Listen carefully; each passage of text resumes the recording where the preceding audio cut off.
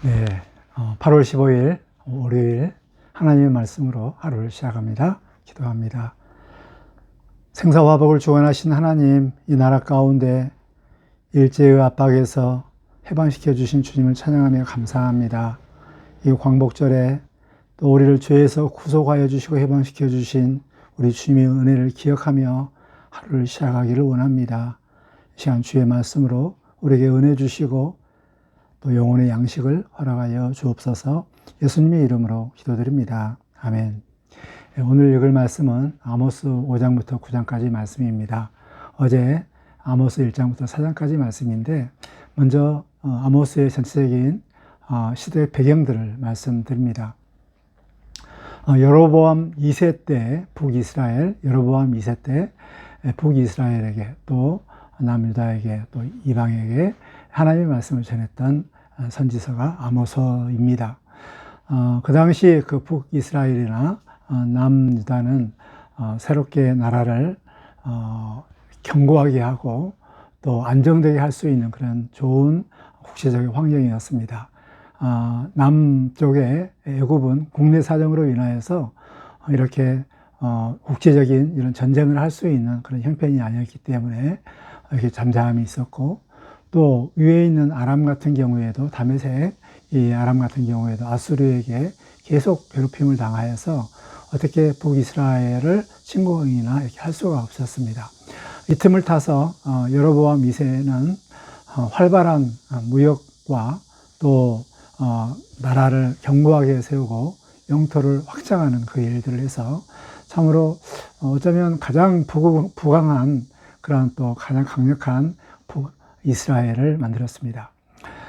그러는데 외형적으로는 참 부자이고 또 잘된 것 같고 나라도 넓고 또 모든 것이 잘된 것 같지만, 그러나 국가 전체적으로는 참 너무나도 어려운 일이 있었는데 그것은 공동체의 파괴였습니다. 그 원인은 빈부격차였습니다. 해상무역으로 인해서 또 많은 이러한 기회가 있어가지고 돈을 번 사람들이 돈을 벌게 되어서 결국 가난한 사람들과 부자 사이에 너무나도 큰 격차가 일어나서 사회적인 그런 여러 가지 문제가 있었습니다. 이러할 때 아모스는 비록 외형적으로는 잘된 것 같고 또 안정된 것 같고 좋은 것 같지만 내부적으로 썩은 북이스라엘에 대해서 하나님의 말씀을 선포하는 이런 내용이 바로 아모스의 선지서의 말씀인데요.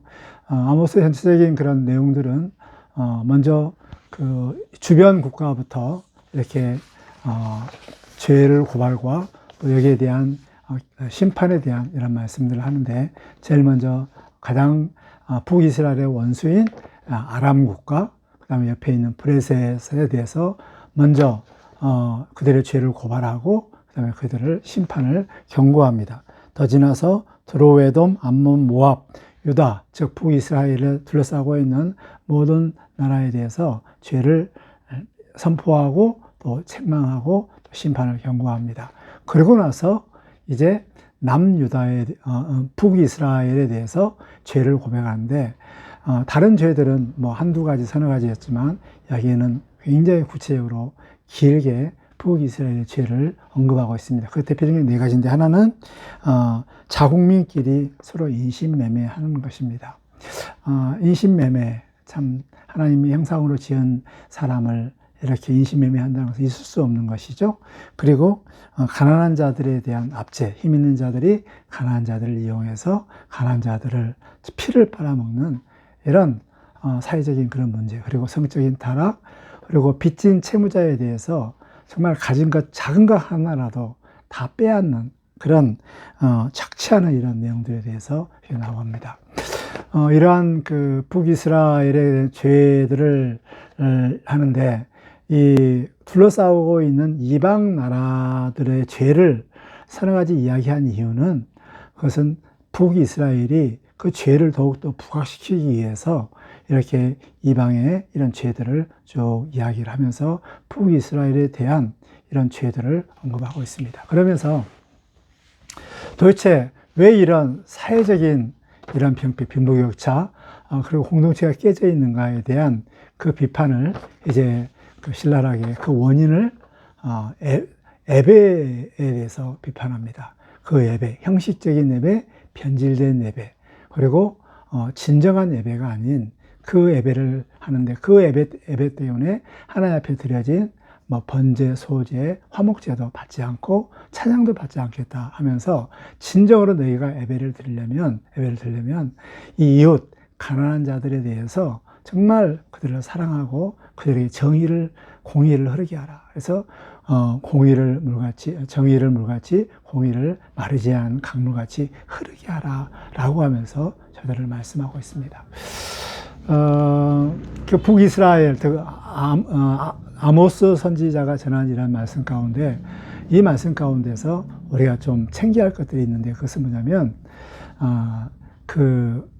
하나님과 나와의 관계, 그리고 나와 이웃과의 관계, 그리고 나와 자연과의 관계, 즉, 수익적인 관계, 수평적인 관계, 수익적인 관계, 이 관계 속에서 이 세 측면들을 어떤 관계가 있느냐에 따라서 서로를 체크할 수 있는 중요한 이러한 요소라는 것입니다. 즉, 하나님과 내가 예배를 드린다. 그래서 나는 하나님과 올바른 관계다고 생각을 하는데, 근데 하나님의 올바른 관계를 알 수 있는 것은 수평적인 관계, 내가 이웃과의 어떤 삶들을 살고 있는가, 이걸 통해서 내가 하나님과 올바른 관계가 있는가를 확인할 수 있다는 것이죠. 내가 이웃과 정말 이렇게 그 채무자를 빼앗고, 남아있는 신발을 빼앗고, 겉옷을 빼앗는, 이러한 착취하는 이러면서도 하나님 앞에서 이렇게 화목제를 드리고 번제를 드린다. 이것은 가증한 예배다. 이것은 진정한 예배가 아니다. 라고 하면서 저들에게 회개를 요구하고 있습니다. 즉, 하나님과 나의 관계가 똑바른가 이것을 알 수 있는 것은, 즉, 참 믿음을 알 수 있는 것은 내가 옆에 수평적인 관계가 어떤 관계를 맺고 수익적인 관계에서 어떤 관계를 맺고 있는가를 점검하라는 것이죠. 즉, 내가 이웃에게 어떻게 사랑을 하고 있는가. 즉, 야고보서에서 이야기한 것처럼 참된 경건은 고아와 과부를 돌보는 것이라고 했거든요. 그래서 너의 믿음을 너의 행실로 보이라 한 것처럼 네가 하나님과 올바른 관계가 있다는 것을 알 수 있으려면 바로 이웃과의 이런 관계, 또 하나님께 만드신 자연을 다스리고 파괴하지 않고 섬기는 이런 관계, 이걸 통해서 하나님과 올바른 관계를 이렇게 체크하라는 것입니다. 이것은 굉장히 중요한 이런 요소입니다. 우리가 예배만 드리면 된다. 삶은 좀 이렇게 개판이고 세상과 똑같다. 그러면서 하나님 앞에 예배 드리면 다 된다.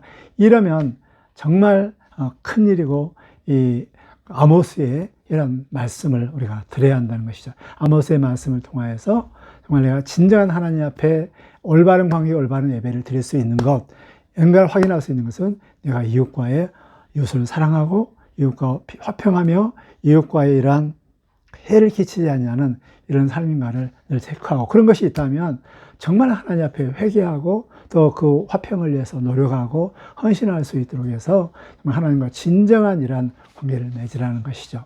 이게 야고보서를 통해서 우리에게 주신 아주 중요한 이라는 것입니다.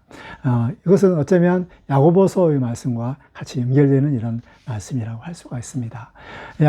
아모스, 정의가 물같이 공의가 마르지 아니하는 강물같이 흐르게 하라. 공동체 안에 공의, 서로 사랑하는, 정말 이런 것들이 흐르게 하라 라는 이런 메시지를 우리가 아모스를 통하여서 우리가 드렸으면 좋겠습니다. 이렇게 그러고 나서 이제는 이러한 이스라엘 백성의 죄에 대해서 5가지 이런 환상들을 이렇게 쭉 보여주면서 이스라엘 백성들이 멸망할 것이라는 것을 이렇게 예언을 하고 있습니다. 가장 유명한 메뚜기 재앙, 그 다음에 불재앙을 이렇게 선포를 하죠.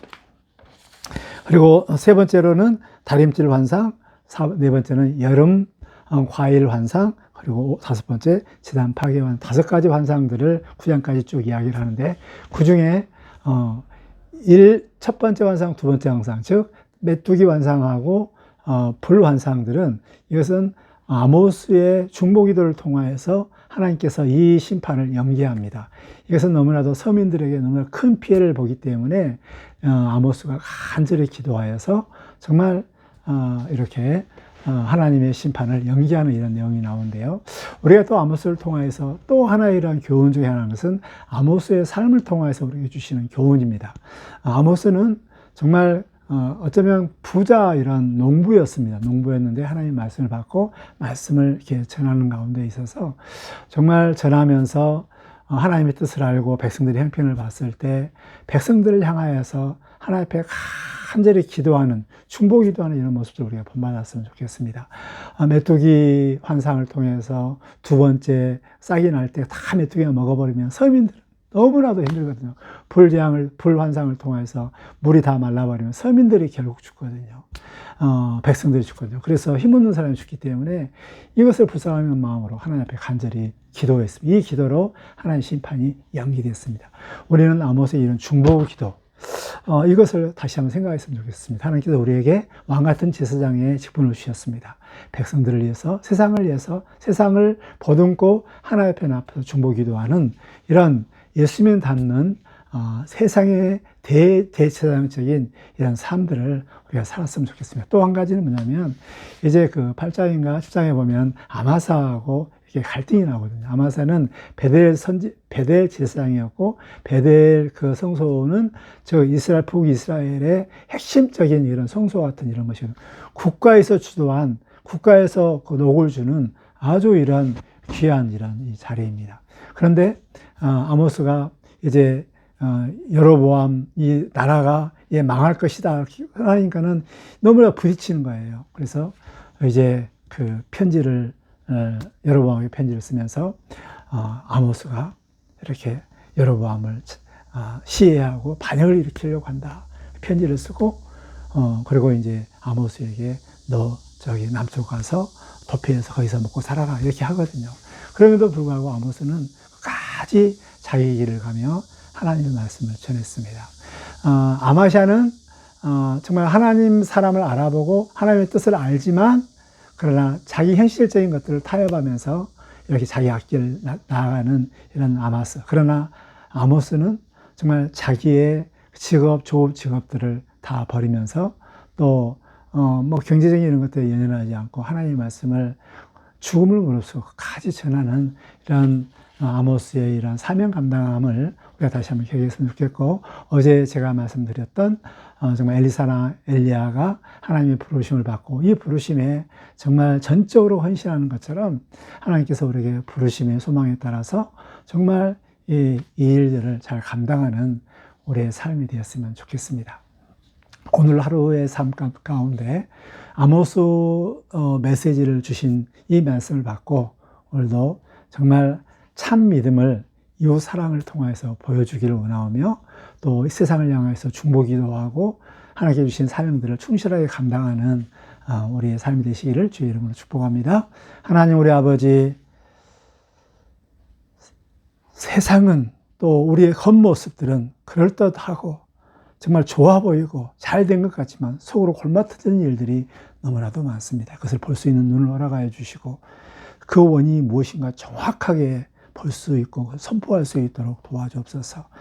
하나님, 이스라엘 백성들의 이런 그 타락한 이런 모든 것들이 하나님과 올바른 관계가 되지 못하여서 정말 이웃과의 이러한 모든 이런 병폐 또 이런 탄압이 있었습니다. 주님, 정말 이 하나님의 말씀이 믿는 자로서 이 사회의 공의가 마르지 않는 강물같이 흐를 수 있도록 공의를 실천하며 정의를 실천하며 하나님의 법과 시기통할 수 있는 이런 삶을 살아낼 수 있도록 도와주시고 하나님의 정말 사자로서 중보기도 하며 이 세상 가운데 소명의 길을 갈 수 있도록 우리 하나님 도와주옵소서. 예수님의 이름으로 기도드립니다. 아멘.